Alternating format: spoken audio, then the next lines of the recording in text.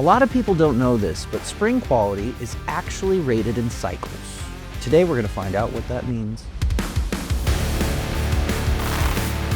Welcome to the Garage Authority Podcast, powered by A1. I'm your host, Jonathan Phillips, and today, I know we talked about openers, but I'm not going to let Mr. Mello go without talking about some springs. Absolutely not. And we're talking spring cycles.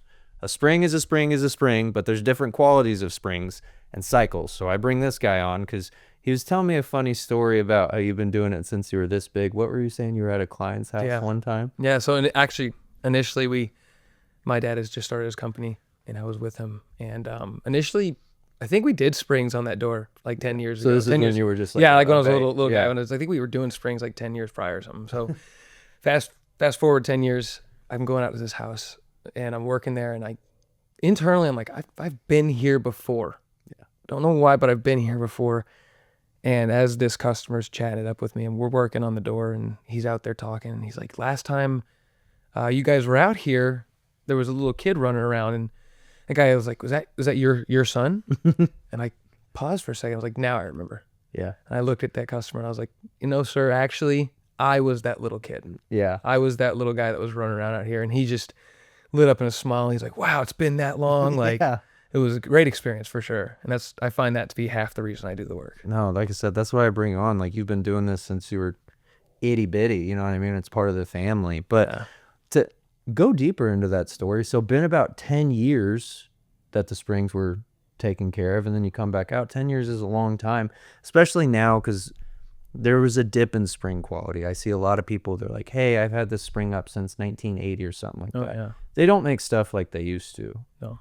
We do, it just comes at a price now. But there was a dip in a while as far as like quality of metal and manufacturers and what they could get away with. But for a spring the last 10 years, especially more towards that dip as far as quality, cycles. Oh, yeah. At the end of the day, usage. So what is a cycle for those listening that might not know? Yeah, a cycle is, if we keep it really simple, a cycle is just one up and down of that door. So when that door goes up and then comes back down, that's just one cycle. Yeah. And now, how do manufacturers really determine cycles? Yeah, to determine cycles, I mean, manufacturers offer a wide variety of springs. Mm-hmm. Those springs change in overall length. Mm-hmm. They change in material made of. And the biggest thing is the wire size. Right. The wire size is a big dictator of the spring itself, mm-hmm. and what it's capable of lifting and how long it's going to last. Right. Manufacturers determine cycle ratings on springs, on specific springs, based on the overall, a couple things. It's really just a big math equation. Okay.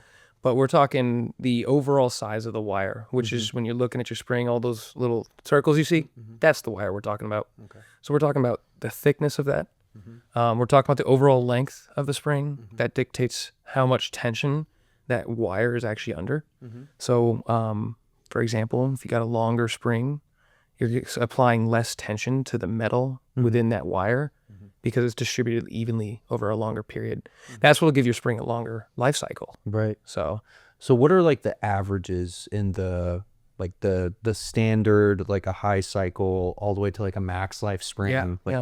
What are those cycles? A standard cycle spring is usually what you're going to find on a builder grade stuff and or just economic side of garage doors. We're looking at about 10,000 cycles out of that spring. Okay. Then we move up to the high cycle. In the high cycle, we're looking around 25,000 life cycles. Double in some? Yeah, right, double in some for sure. But that all dictates too on what door it is. Right. And that's why we come out and weigh the door and make sure our math equation is correct. Right. Make sure you're provided with the right spring. Right. And then talking to the max life, the big dogs, the big boys, the fun ones. Yeah. Those ones are sitting around 80,000. Mm-hmm. And if a technician's really good at what he does, he can actually get you higher than that. Yeah. On more cycles out of a spring. Like we're talking about max lifetime warranty, we're going to try and get you the best thing possible for that door. Right. Yeah. And I always like maybe a little asterisk next to it. There is not a single spring that's going to last forever. Impossible. Right? Impossible to do. Now, maybe I don't work at NASA. I'm sure they can figure it out, right? But whenever we say that, it's like the average usage for a family that's going to live in there for 20 years, it's designed cycle-wise to last that long, for as long as you're going to be in the home. But the cool thing is why we put a lifetime warranty. I'm not saying those springs would never break. And if any company out there says our springs will never break, that's a lie. 100%. But to get it to a cycle point to where most likely shouldn't, not saying it doesn't happen, but if it does happen, it's taken care of as a lifetime warranty. It's designed to last for the average family usage and how long they live in the home. Now, I mean, the odds of it breaking are slim to none. And if it does, then that's why, like I said, lifetime warranty, we come out and solve that issue, because I don't think that's the customer's fault that it broke at all. No. That's going to be a manufacturer defect. Yeah. And not only a manufacturer defect, but you were saying like how we go out and weigh doors. If you have a garage door technician come out and do your springs and they're not weighing your door, hard stop, find a company that does.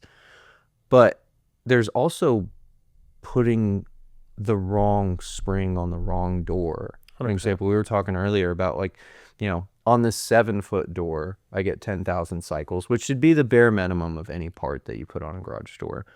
But if it's at 10,000 cycles on a 7-foot door, on that 8-foot door, you have to put more turns on it. So now it's going to go sub 10,000. Yeah, we're decreasing that life on that coil for sure. Yeah. Or people that like want to put extra turns on a spring because they didn't weigh the door and get the right IPPT. So they're just putting more tension to compensate. I mean, 100%. And like I said, it's all just a big math equation. Yeah. Luckily, we're trained and good at it. Yeah. So at the end of the day, when you're looking at that stuff on our equation side, you're able to see how many maximum amount of turns you're allowed to apply to a spring. Right. And well, if you're ever going over that, then we should really reconsider reweighing the door and figuring out the right spring. Yeah. And the thing, I mean, and also at the end of the day, it's, you can get a 25,000 cycle spring and a max life on 2 of the same doors, whatever.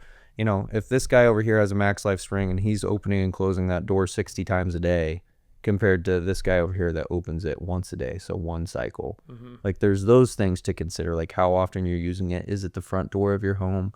But I think one of the crazier parts that I see about it is talking to technicians that have been in the industry for a long time, and they can't state the 3 things that are going to determine how long that spring is going to last. Now, it's what the spring's made of. There's 3, and then there's what door it's on. So there's wire size, ID, length, and then for the door, how many turns you're going to put on it, right? We put more tension on it, it's going to break faster. You got to consider what drum is on the door, how tall the door is, and then what type of track is on that door. So if you have a technician come out and they can't explain it like we do in our training, nope, no sir, not today. I'm going to call another company. And I'm shocked too, after being in the industry for so long, actually meeting technicians that don't go through the A1 training, that aren't trained to be the best for the customer and everyone just in general, just be the best techs out there. You can ask any guy, a lot of guys at other companies, ask them, what size radius is on that door, or track, I should say. Right. And that's the lift type itself. So when you ask that question, well, I don't know. You're not going to know.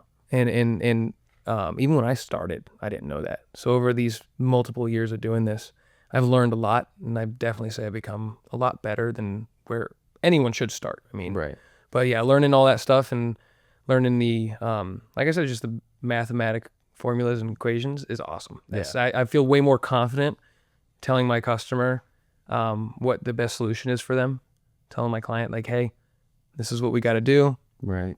This is the best solution for you, given that, you know, oh, you kids are here and they use the door too and things like that. The amount of use you use and things like that. So now there's going to be one person in the comments, and we love you. We love you so much because you're DIY everything. You've replaced springs before. It's been fine. So you want to tell everybody else to do it too. But I think Travis has some stories about some people that have tried to replace springs themselves. So what kind of mistakes do people make? Maybe from the smallest point to where we're damaging other parts of the door all the way to accidents. I mean, yeah, from small points, if you think you got it on your own and you haven't been doing it a long time, it's really easy to let go of a winding bar.